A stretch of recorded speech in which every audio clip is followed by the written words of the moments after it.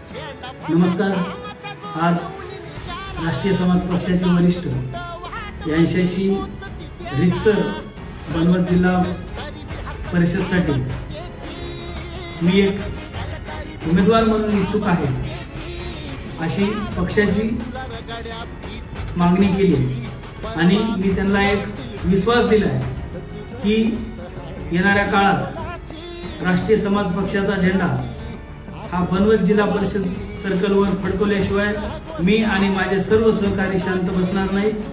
फक्त मला तुम्ही जर पक्षाचं चिन्ह दिलं आणि जानकर साहेबांचे आशीर्वाद माझ्यावर राहिले तर मी नक्कीच विजयाचा गुलाल राष्ट्रीय समाज पक्ष असेल किंवा माझा गोरगरीब सर्वसामान्य तिथला ओबीसी समाज असेल यांच्यावर टाकल्याशिवाय हा पवनकरवर शांत बसणार नाही। एवढंच सांगतो। जय हिंद, जय ओबीसी। नमस्कार मंडळी, स्वागत आहे तुमचं मराठी एक्सप्रेस आपल्या लोकप्रिय चॅनलवर। मंडळी, हा व्हिडिओ तुम्ही पाहिला आहे।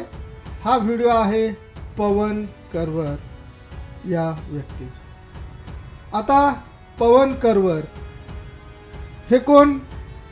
तर हे तेच जे ओबीसी आरक्षण बचाव लढ्यामध्ये ओबीसी आरक्षणाच्या बचावासाठी जो लढा उभा करण्यात आलेला आहे आणि ज्याचं नेतृत्व हे नेमकं कुणाकडे आहे हे आणखी देखील कळायला मार्ग नाही आहे। अशा काही नेते मंडळींच्या सोबत असणारे हे पवन करवर, त्यामध्ये प्रामुख्याने लक्ष्मण हाके हेच माझे गुरु आहेत आणि सर जसं सांगतील तसंच मी करणार असं वारंवार सांगणारे पवन करवर हे आता राष्ट्रीय समाज पक्ष या पक्षाकडे उमेदवारी मागतानाचा एक व्हिडिओ त्यांनी व्हायरल केला। पवन करवर हे राष्ट्रीय समाज पक्षाकडे उमेदवारी मागतात आणि या उमेदवारीच्या नंतर आपण निश्चित विजयी होऊ असा विश्वास देखील व्यक्त करतात आणि राष्ट्रीय समाज पक्षाने आपल्याला उमेदवारी दिली पाहिजे।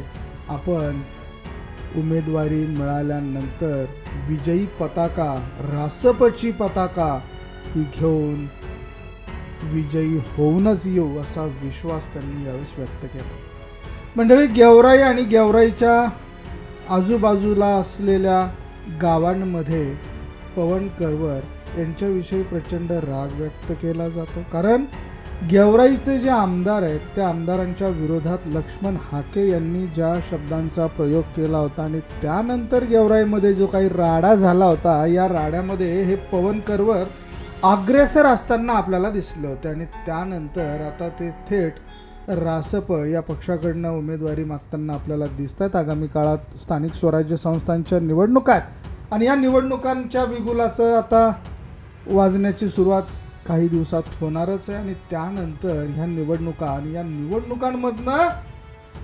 समाजसेवा करणारे नेते हे आता निवडणुकीमध्ये उतरणार। त्यात पहिला क्रमांक पवन करवर यांचा लागला। म्हणजे याबद्दल तुम्हाला काय वाटतं? हे निवडून येतील का? तुमच्या प्रतिक्रिया आणि तुमच्या कमेंट अवश्य नोंद करा। धन्यवाद।